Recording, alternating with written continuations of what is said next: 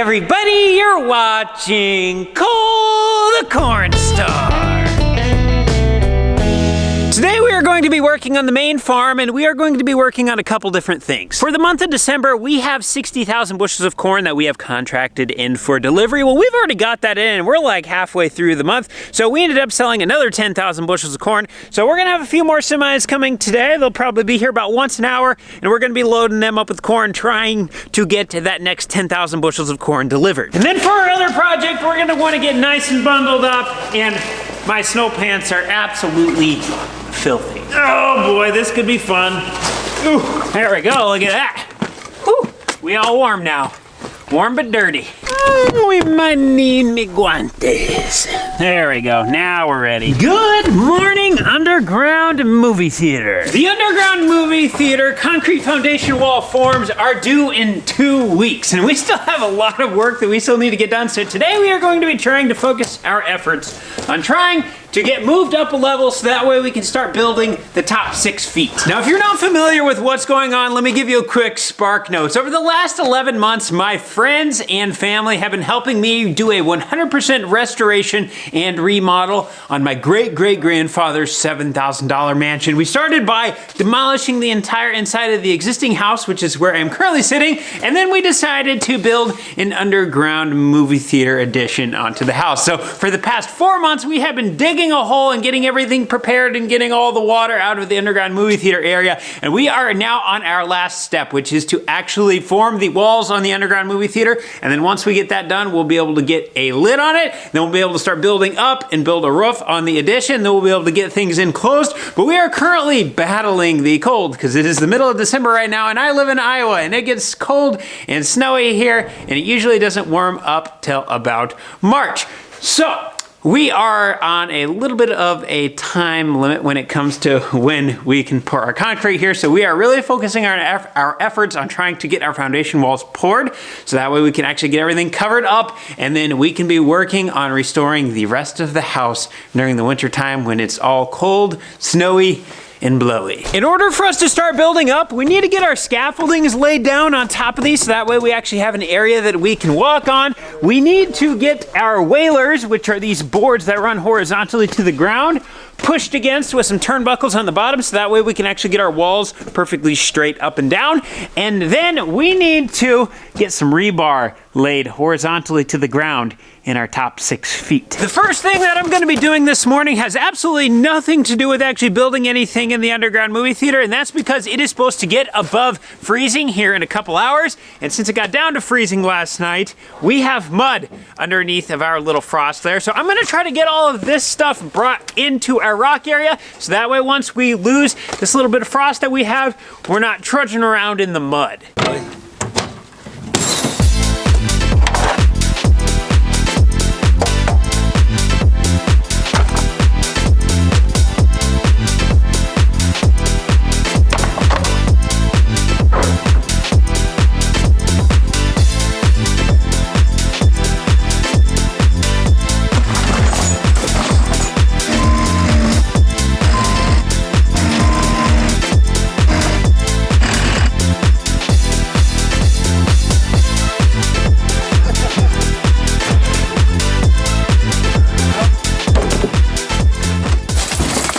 We got everything brought down here just in time because things are just starting to get a little bit squishy on top, and it's just starting to get where it's nice and boot sticky. So Cooper and I are gonna get started now, bring some boards down. We're gonna get those set up on top of our scaffolding. And then Justin and Roman are going to get started building the bottom 8-foot wall of the bump out.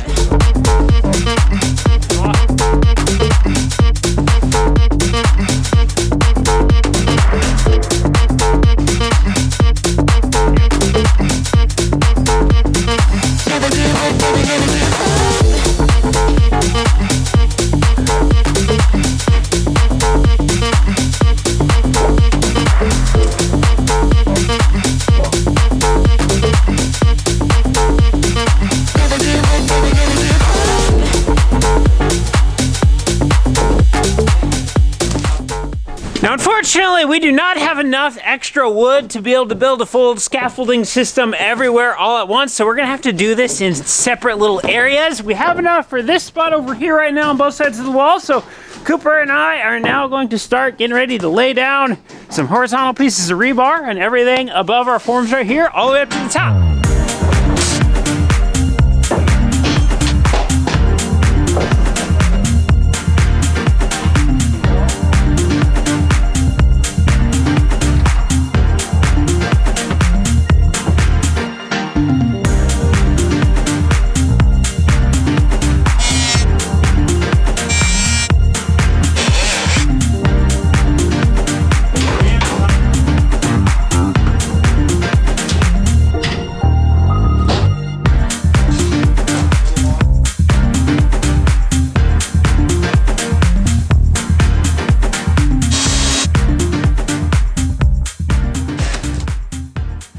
This is all we can do with the bump out for today, because to do the rest we need more forms from our supplier.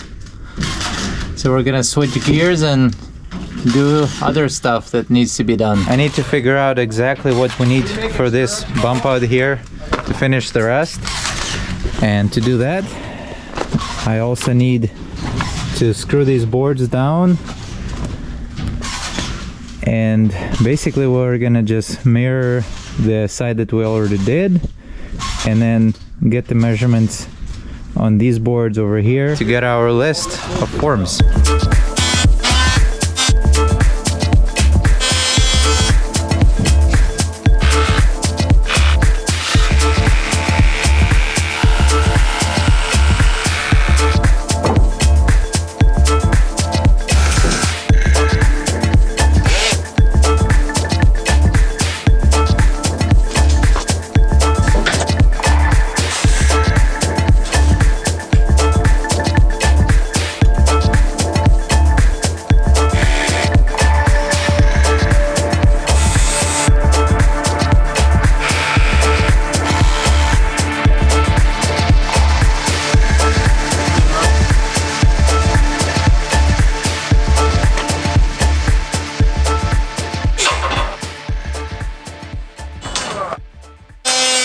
Since I'm officially out of work and the crew is working perfectly fine without me, I'm gonna do something that needs to be done anyway, and that's to finish this wall and then build a ladder, because we don't have a ladder, extra ladder that we can use.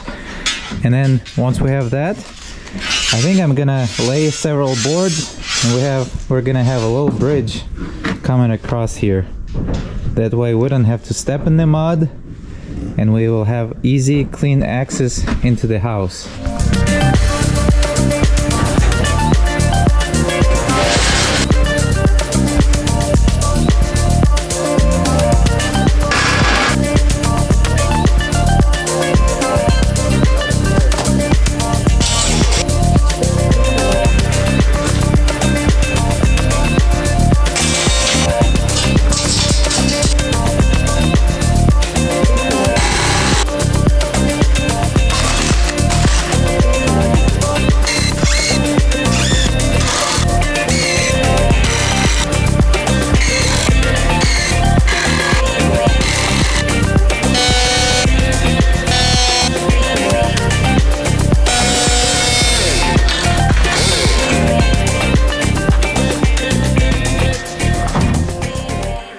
Now with the ladder up and our little bridge in the place, we're getting closer and closer to a clean working environment, because it's not going to be long until we have to close this up, which I'm gonna start doing today, and then eventually that is gonna also get closed up. And then that's why we need a nice working environment that's convenient, easy to use and clean.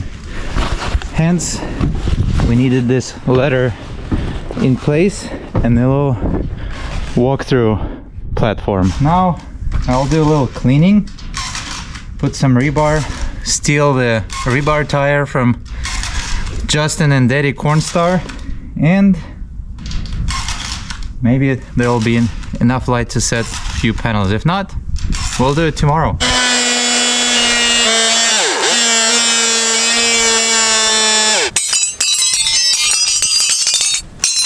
One at a time. No, again. Yeah, it is.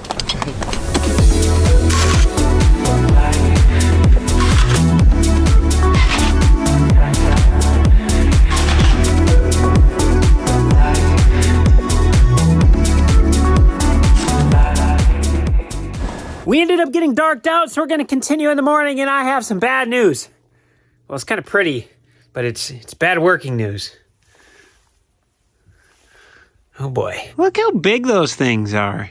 That is absolutely beautiful. It's been snowing for like 20 minutes, and we already basically almost have our gravel covered. Like I said, pretty, but not fun to work in. Good morning, it is now the next day. This is the result of our snow. I think it just snowed for like an hour last night. Basically what we saw on the ground is what we got. Fortunately for us, it's really light, dry snow. We can kind of brush it right away. So the leaf blower is definitely going to be our friend today. Justin and Roman are putting the last panel in on our little 6-foot wall. They're about this much room short, so they're gonna get a big sledgehammer and try to beat this over so that way they can get enough room to put this panel in. While they're beating on that, Cooper and Zach are getting the last of the scaffolding mounts put into place. They have everything up on top of our little 6-foot area to get boards on and stuff yet, because we still need to get rebar up here. We need to get rebar all the way down this entire side for our horizontals, and then we have the outside of the back to do yet. The rebar that we are installing on our horizontals is on 12-inch centers, so from right here to right here is 12 inches, here to here is 12 inches, and then we maintain that all the way throughout the entire wall, other than at the top. We are a little bit closer because we just have one bar running to connect the top of our bars together, because the top of the wall is going to be about right here, and then that just helps finish out our little box. We do have stirrups running between everything to maintain a 6-inch distance between our vertical bars, and then since our horizontals are tied to the verticals, that maintains our 6 inches all the way throughout. That will prevent our rebar from bowing out or bowing in, so that way we don't get something pushing against the side of our form, and then we also don't get everything just collapsing in on itself on the inside. Now we are waiting for a delivery today, because another preventative measure that we are going to take to keep our rebar from being able to move like this is with the spacer. So we are going to be mounting a spacer down here where my fist is. It's basically going to take the place of my fist, and that's going to prevent the rebar from being able to get shoved into the wall, and then from being able to get pushed away from the wall on this side, or vice versa. It's supposed to come today. I don't have any status on it yet, so hopefully that arrives, because as soon as we get those in and we have all of our horizontals plus our stirrups on, then we will be ready to take the panels that we have prepared and ready to go right there. We'll be able to lift those up and then start setting them, and then that will be the last step of our foundation wall forming.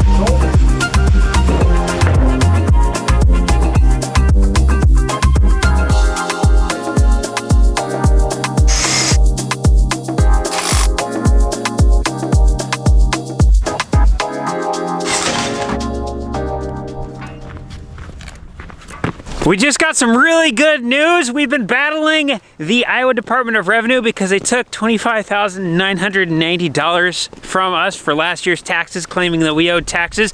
And we were fighting it. We were going through a whole runaround trying to get a hold of them and stuff to try to figure out why they took it, because our records show that we didn't owe anything. Well, anyway, we just got a phone call saying that we got refunded $25,500. So I guess they took $490, but there's no point fighting that because you're gonna pay more having your tax preparer person looking at that. So I guess that $490 is a wash, but we got most of our money back, which is really good news. Good, I'm glad to hear. So my phone call to them yesterday worked. I had to say a few things to them. Another bit of good news, we're gonna be in the heat for just a minute. We're gonna get some of the old 2x6s that we've had here in the shop for almost the last year. We got some pretty good bent ones, and we're gonna pull those bent ones out, and then we are going to be using those as some more scaffolding. Some old ones almost dry rotted. Look at this. Yeah, you might wanna bring those home, Roman, and go put them in your chicken pile. shed, load it up. Hey, Roman. What? World champion arm wrestler would have done 10 boards. Well, I can't because he's not. What do you want me to do? Become a world arm wrestling champion. When we were oiling our forms the other day, we had a little bit of overspray come over and hit some of the rebar we had laying on the ground. So we have random splotches of form release oil on the rebar, which is not good because we want the concrete to stick to all of this rebar, not hit that form release oil and then not stick. Now the problem is, we are completely out of all of our clean sticks of rebar. We do have a fair bit of rebar left that we still need to get put up, like pretty much the entire back half of this wall, that entire wall right there. And then Cooper and Zach need like 10 more sticks over there. So my dad is going to go get some more rebar right now, but by the time he gets back, it's going to be dark. Now, I don't really want to just waste all of these oily sticks. So I'm going to try something. I don't know if this is going to work or not, but it's worth a try. I put some dish soap in this bucket with some hot water, and we have a broom. And I'm gonna see if I can just brush this on top of these and see if we can clean that form oil off of there.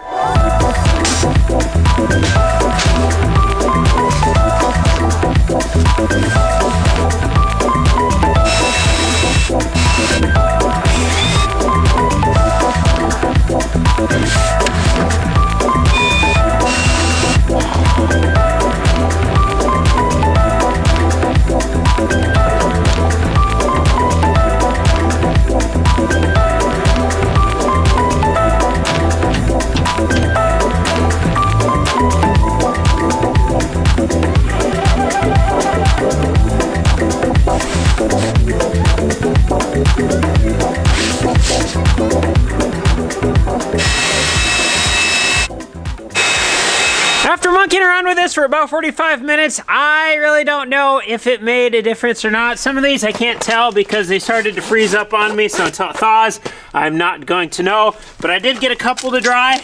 Like this one right here, it's still a big oil spot. Oil spots, a bunch of oil spots on these ones. So since they're gonna be going inside the wall and that's gonna be supporting a lot of weight, I don't wanna risk it. My dad's on the way to get a new bundle right now, so we'll just end up using those. If we have a section of these where 2 foot, 4 foot, 8 foot, 10 foot, if it's good, then I'll just be able to cut that off and we'll be able to use that in the specialty areas where we need to. So we're gonna try not to waste any of it, but if we can't use it, we can't use it. Lesson learned, don't spray your forms right next to the rebar. I'm going to start cutting a bunch of stirrups and corner pieces momentarily, but before I do that, I need to hop into this corner with our concrete drill, and I need to drill 4 holes and then tap into our existing foundation wall, so that way we can be tying this new wall into the old wall almost identically, well actually identically to what we did over here. So then once we get concrete poured, then this will be one with that, or at least as one as we can make it.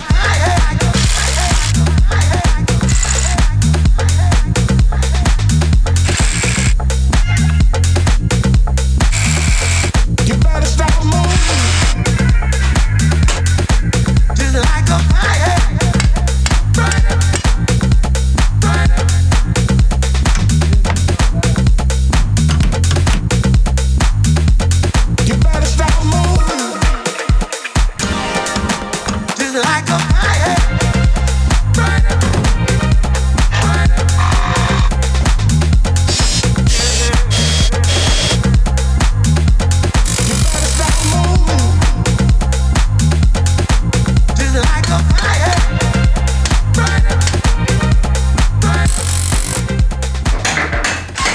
truck our balance beam to get out here. We ended up drilling 8 holes into the side of the existing foundation, and then we drove our rebar into them about 9 inches deep. That's as long as my drill bit was. And then now we have everything connected to our new wall. So this wall and the existing foundation wall should now be one. So if there's force on them, it's all pushed on the existing foundation and this, and then we don't have to worry about that being a loose end or a weak end right where it meets the house. And then we did the exact same thing on that side too.